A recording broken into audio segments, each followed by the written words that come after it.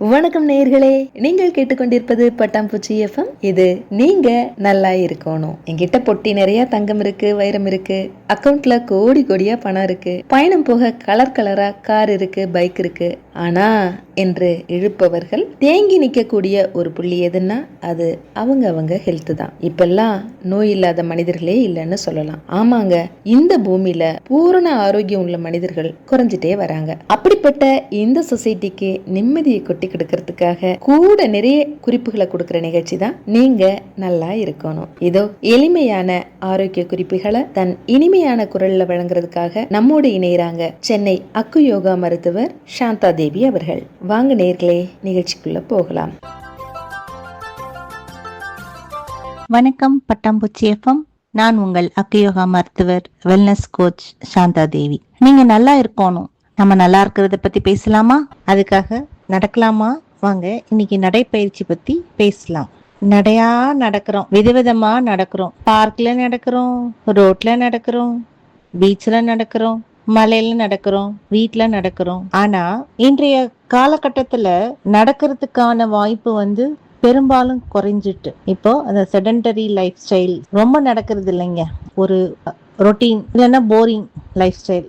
இதுல இருந்து ஒரு மாற்றம் வேணும், நம்ம உடம்புக்கு ஆரோக்கியம் வேணும் அப்படின்னாக்க நிச்சயமா அந்த காலை நேர நடைப்பயிற்சிங்கிறது அவசியம். அது என்னங்க காலை நேர நடைப்பயிற்சி? மாலையில் நடக்கக்கூடாதா? நடக்கலாம். ஆனா காலை விடியற்காலை 5 to 6 மணிக்கு நடக்கிறதுங்கிறது நம்ம உடம்புக்கும் நல்ல ஒரு புத்துணர்ச்சியை கொடுக்கும். அந்த விடியலுங்கிறது இருள் முடிஞ்சு பகல் ஆரம்பிக்கும் போது இயற்கையாவே நம்ம சீதோஷ்ணம் மாறி ஒரு குளிர்ச்சியா, பகலோட உஷ்ணம் ஆரம்பிக்கிறதுக்கு முன்னாடி ஒரு குளிர்மையான நேரமா இருக்கிறதுனால நம்ம உடம்புக்கு ஒரு இதமான ஆக்சிஜன் பிராணசக்தி அதிகமா கிடைக்கும்.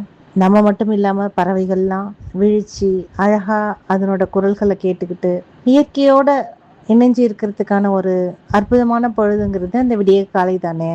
காலை எழுந்தவுடன் நம்ம கடனை கழிச்சிடணுங்க. கடன் இருக்கக்கூடாது. காலை கடனை முடிச்சிட்டு உங்களுக்கு தேவைப்பட்டா கொஞ்சம் வெந்நீரோ இல்லை எலுமிச்சம் பழம் கலந்த நீரோ இல்லை இஞ்சி நீரோ சீரக தண்ணியோ இல்லை சியா சீடு ஊற வச்ச தண்ணி, அந்த மாதிரி ஏதோ ஒன்று நீர்மமான லிக்விட் ஃபுட்டு மட்டும் கொஞ்சம் எடுத்துக்கிட்டு நடக்க ஆரம்பிக்கலாம். இன்னும் எடுத்த உடனே நடந்துடலாமா? இல்லைங்க. நடக்கிறதுக்கு முன்னாடி நம்ம உடம்ப தயார்படுத்தணும். அதுக்கான சில வார்ம் அப் எக்ஸசைஸ். கைகளை நின்ன இடத்துல இருந்தே கைகளை உயர்த்துறது, பக்கவாட்டுல விரிக்கிறது, குதிகால உயர்த்துறது, உட்கார்ந்து எழுந்திருக்கிறது, இல்ல தோப்பு கரணம் போடுறது, ஒரு சின்ன மூச்சு பயிற்சி பண்றது. இந்த மாதிரிலாம் பண்ணும் போது நம்ம உடம்பு ஆஹா தூங்கி எழுந்திரிச்சிட்டோம், நம்ம இப்ப நடக்க போறோம், அதுக்கு நம்ம உடம்ப தயார்படுத்துறாங்க, எழுந்திருடான்னு எல்லா ஆர்கனையும் தட்டி எழுப்பி விட்டுடும். நம்ம உடம்பு நமக்கு கோஆபரேட் பண்ணும். மனசு சொல்லுதுங்க நடக்கணும் நடக்கணும்னு, உடம்பு ஒத்துழைக்க மாட்டேங்குதுங்க அப்படின்னா இந்த மாதிரி வார்ம் அப் செய்யும் போது உடம்பும் ஒத்துழைக்க ஆரம்பிச்சிருங்க. நான் எவ்வளவு நேரம் நடக்கலாம், எப்படி நடக்கலாம் அதை பார்க்கலாம். நம்ம எவ்வளோ தூரம் நடக்கணும். இப்ப எல்லாருமே 10,000 ஸ்டெப் நடக்கணும். இல்ல இப்ப கொஞ்சம் திருத்தம் கொண்டு வந்துட்டாங்கங்க, 7,000 ஸ்டெப் நடந்தா போதுங்க அப்படின்னு சிலர் சொல்றாங்க. அந்த 10,000 ஸ்டெப்புங்கிறது என்ன கணக்கு? ஒரு நாளைக்கு நம்ம நம்ம உடம்ப பிரிஸ்கா வச்சுக்கிறதுக்கு, உடம்புல இருக்கிற கழிவுகள் வெளியேறணும், கலோரி குறையணும், சாப்பிட்ட சாப்பாடு சரியா செரிமானம் ஆகணும், அது சத்தா கிடைக்கணும், உடம்புல இருக்க டென்ஷன் போகணும், மைண்ட் ஃப்ரீயா இருக்கணும், நான் எல்லாத்தையும் சாதிக்கணும். இதுக்கு எல்லாத்துக்கும் நம்ம இந்த பாடி மைண்ட் சோல் கோஆர்டினேஷன், உடல் மனம் உயிர் ஒருங்கிணைப்பு அவசியம் தேவை. அதுக்கு இந்த நடைப்பயிற்சி உதவுது. சரி, அது என்ன 10,000 ஸ்டெப் நடந்துதான் ஆகணுமா அப்படின்னா, எடுத்த உடனே 10,000 ஸ்டெப் நடக்கணும்னு அவசியம் இல்லை. இப்போ ஏற்கனவே நடந்துட்டு இருக்கீங்களா? ரொம்ப சந்தோஷங்க, சபாஷ். இல்லைங்க நான் நடக்க போறேங்க இனிமேல் தான். சூப்பருங்க, வாழ்த்துக்கள்ங்க. நம்ம எடுத்த உடனே 10,000 ஸ்டெப் வேண்டாங்க, நம்ம கொஞ்சம் கொஞ்சமா நடக்கலாம். 10 நிமிஷம் ஸ்டார்ட் பண்ணலாம். ஒரு கிலோமீட்டருங்கிறது நமக்கு குறைஞ்சது ஒரு 1250 இருந்து 1500 ஸ்டெப்ஸ் நடக்கிறது ஒரு கிலோமீட்டரா கணக்காயிடுது. வேகமா நடந்தா 10 நிமிஷத்துல, அதாவது இந்த மாரத்தான் கணக்கெல்லாம் வேண்டாங்க, நம்ம சாதாரணமா நடந்து போறவங்கள வச்சுக்கிட்டு பேசலாம். இல்ல ஒரு 15 நிமிஷம் நடக்கிறேங்க, நான் 1500 ஸ்டெப் நடந்தா 1 கிலோமீட்டர் நடந்துடலாம். அப்ப எனக்கு ஒரு 40 இருந்து 60 கலோரி எரிஞ்சிடுது உடம்புல இருந்து. அப்போ ஒரு மணி நேரத்துக்கு நடந்தோம்னா 6.5 கிலோமீட்டர்ல இருந்து 8 கிலோமீட்டர் வரைக்கும் நம்மளால நடக்க முடியும். ஒரு 8 கிலோமீட்டர் வச்சுக்கலாமே. 8ங்கிறது மனுஷ வாழ்க்கையில ரொம்ப முக்கியம் இல்லைங்களா? எட்டு எட்டாதான் நம்ம வாழ்க்கையை வந்து பிரிக்கிற மாதிரி தான் நிஜத்துல இருக்குது. ஸோ அந்த எந்த எட்டுல நம்ம இருக்கிறோம், எந்த வயசுல இருக்கிறோம் அப்படிங்கிறத கவனம் வச்சுக்கிட்டு நடக்கலாம். வயசானவங்க வந்து 10,000 ஸ்டெப்பையும் நடந்து முடிக்கணும்னு கிடையாது. 7,000 ஸ்டெப் வரைக்கும் நடக்கலாம். இளைஞர்கள் 10,000க்கு மேல கூட நடக்கலாம். அதே மாதிரி கொஞ்சம் வயசானவங்க வந்து மெதுவா ஸ்லோவா நடக்கலாம், ஸ்டெடியா நடக்கலாம், பேலன்ஸ் பண்ணி நடக்கலாம், சமதளமான இடத்துல நடக்கலாம். இளைஞர்கள் வந்து பிரிஸ்க் வாக், சுறுசுறுப்பா நடக்கிறது, ஒரு கொஞ்சம் பள்ளத்துல இருந்து மேடு மாதிரி போற இடத்துல நடக்கிறது, இதெல்லாம் வந்து இளைஞர்கள் நடக்கலாம். இந்த நடைப்பயிற்சியை வந்து சயின்டிபிக் வாக்கிங் போஸ்டர்னு சொல்றாங்க. போஸ்டர்னா என்ன சொல்றது? உடல் அமைப்பு. அந்த ஆரோக்கியத்தை குறைக்காம நம்ம உடம்ப எந்த நிலையில வச்சு நடக்கணும்? நேர்கொண்ட பார்வையும் நிமிர்ந்த நன்னடையும். பாரதியார் பெண்களுக்கு மட்டும் சொல்லலைங்க, எல்லாருக்காகவும் சொல்லியிருக்காங்க. ஆமா, இப்ப நம்ம நடக்கும் போது நிமிர்ந்து நடக்கணும், முதுகு தண்டு நேரா இருக்கணும், நேரா பார்க்கணும். நேரா பார்க்கறதுங்கிறது நமக்கு முன்னாடி ஒரு 10ல இருந்து 15 அடி தூரம் வரைக்கும் பார்க்கலாம். முன்னாடி கீழேயே குனிஞ்சு பார்த்துட்டு நடக்கக்கூடாது. அச்சோ தரை எப்படி இருக்குது, கல் இருக்குதா, நம்ம ஓரளவுக்கு பார்க்கும் போது முன்னாடி தெரிஞ்சிரும் இல்லைங்களா? கீழே குனிஞ்சு நடக்கும் போது கழுத்து டிஸ்டர்ப் ஆகும், தேவையில்லாத மயக்கம் வரும், பேலன்ஸ் குறையும். அதே மாதிரி கால் எடுத்து வைக்கும் போது எடுத்த உடனே விரல் நுனியை வைக்காம குதிகால், அப்புறம் மெதுவா காலை வந்து விரல் நுனி தரையில படுற மாதிரி வச்சு நடந்து பாத்தீங்கன்னா உங்க நடை வந்து ஒரு கம்பீரமா இருக்கும். அதே மாதிரி நடக்கும் போது பேசிக்கிட்டே நடக்கலாமா? வேண்டாங்க. கணவன் மனைவியா நடந்தாலும், ஃப்ரெண்ட்ஸா நடந்தாலும், அம்மா பிள்ளையா நடந்தாலும், லவர்ஸாவே நடந்தாலும் பேசிக்கிட்டே நடக்க வேணாம். பேசுறதுக்கு நம்ம வேற நேரம் வச்சுக்கலாம், சிரிக்கலாம், ஒரு 1-2 வார்த்தை பேசிக்கலாம். சில பேர் பாத்தீங்கன்னா ஹஸ்பண்ட் ஒய்ஃப் வீட்டு பிரச்சனை எல்லாம் பேசிக்கிட்டு நடக்கிறாங்க. அதுக்கு நடக்க வேண்டாம், வீட்டுல உட்காந்து பேசிக்கலாம்ல. நம்ம பேசி நடக்கும் போது நம்மளோட கான்சென்ட்ரேஷன் இருக்காது. எந்த ஒரு விஷயத்தையும் ஸ்ரத்தையோட சிறப்பா கவனமா செய்யணும் இல்லையா? நம்மளோட எனர்ஜி லாஸ் ஆகும். நடக்கிறதுக்கான எனர்ஜி வந்து பேசுறதுல எனர்ஜி லாஸ் ஆக ஆரம்பிக்கும். அப்போ நம்ம சீக்கிரமா டயர்ட் ஆயிடுவோம். நடை பயிற்சி வந்ததுக்கான பலன் இல்லாம போயிடும். அதே மாதிரி சுவாசம் வந்து மூக்கு வழியா மட்டும் சுவாசிக்கணும். வாயை திறந்து ஹா ஹான்னு சுவாசிக்கிறதுலாம் வேண்டாம். மூச்சு விட முடியலையா தாராளமா ஓய்வு எடுத்துருங்க, நடக்க வேண்டாம். நல்லா சாதாரணமா சீரான மூச்சு இருக்கிற வரைக்கும் நல்லா நடக்கலாம். வெறும் வயிற்றுலதான் நடக்கணுமா? ஆமா, வெறும் வயிற்றுல நடக்கிறது தான் நல்லது. ஆனா திடமான உணவுகள்லாம் எடுத்துக்கிட்டு நடக்க வேண்டாம். அதே மாதிரி ரொம்ப வேகமா தான் நடந்தாகணும்னு கிடையாது. தேவைப்பட்டா நடங்க, இல்லைன்னா மாடரேட் ஸ்பீட்ல நடந்துக்கலாம். இப்ப நடக்கும் போது நமக்கு என்னென்ன நன்மைகள் வருதுன்னு பார்க்கலாம். நம்ம உடம்புல வந்து ரத்த ஓட்டம் வந்து சீராகுது, பிபி குறையும், இதய நோய், மூட்டு பிரச்சனைகள் வந்து குறையும். பிளட் சர்க்குலேஷன் தானே இது எல்லாத்துக்குமே காரணம். நம்ம உடம்புல வந்து நாளமில்லா சுரப்பிகள்ல வந்து நிறைய திரவங்கள் சுரக்கும். அதெல்லாம் உடம்புல அங்கங்க தேங்கும். நம்ம கை வீசி நடக்கும் போது அது எல்லாமே இயல்பா சரியாகும். சக்கரை வியாதி இருக்கிறவங்க வந்து ரொம்ப வேகமா நடக்க வேண்டாம், ரொம்ப வெறும் வயிற்றுலையும் நடக்காம ஓரளவுக்கு கொஞ்சம் கவனமா நடக்கலாம்.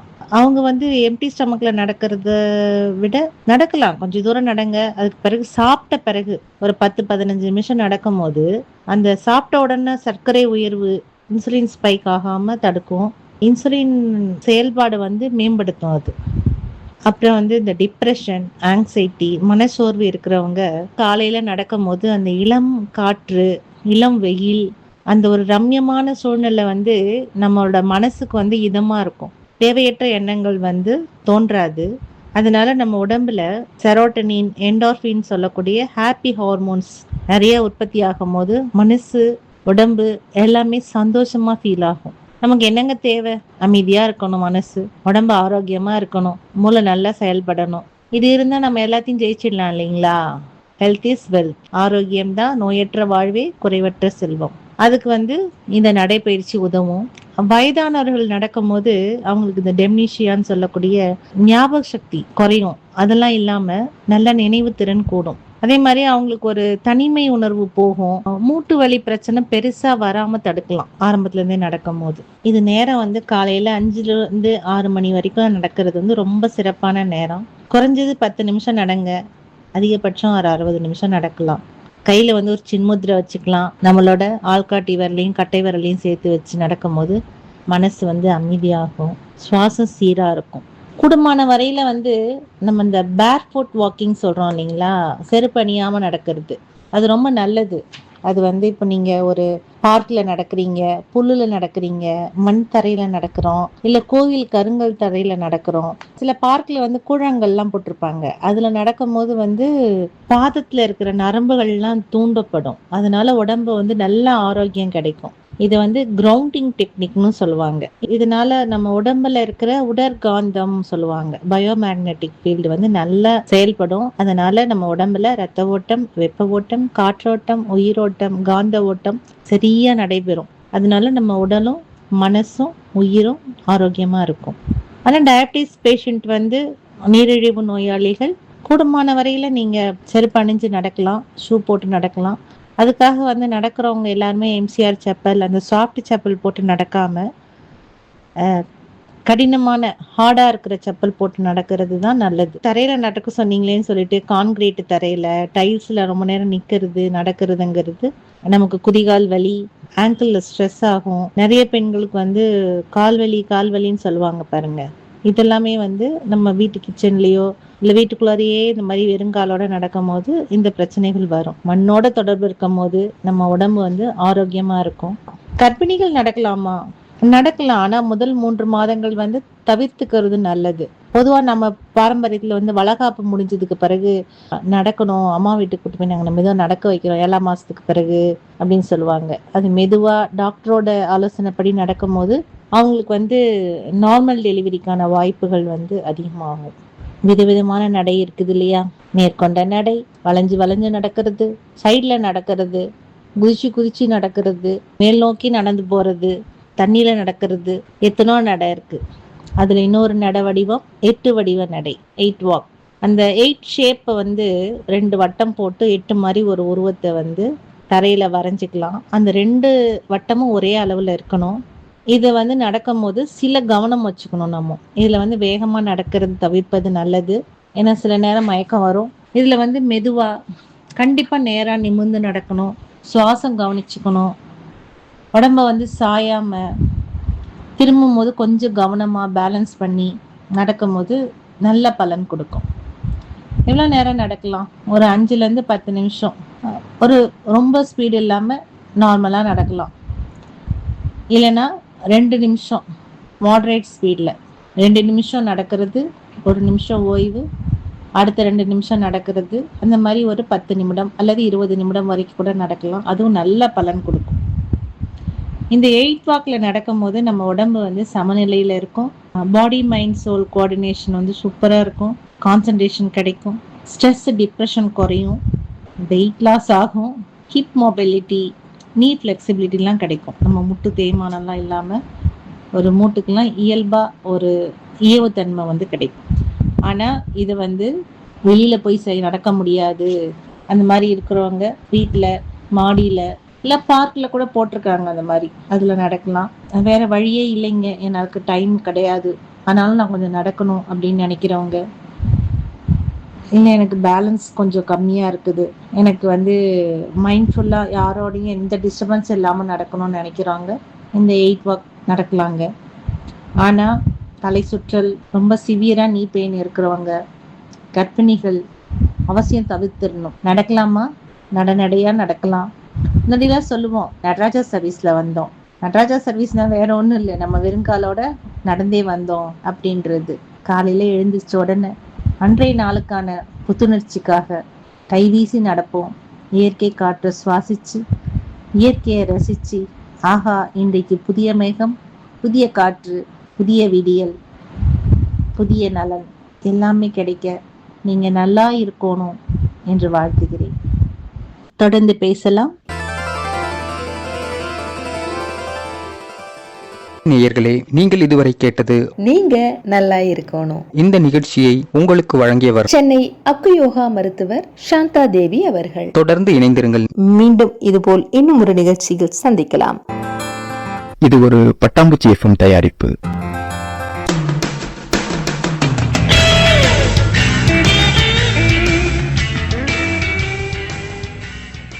நீங்கள் கேட்டுக்கொண்டிருப்பது பட்டாம்பூச்சி எஃப்எம். இது உங்களை பரவசமாக்கும் எஃப்எம். கேட்டால் சலிக்காது, கேட்க கேட்க திகட்டாது.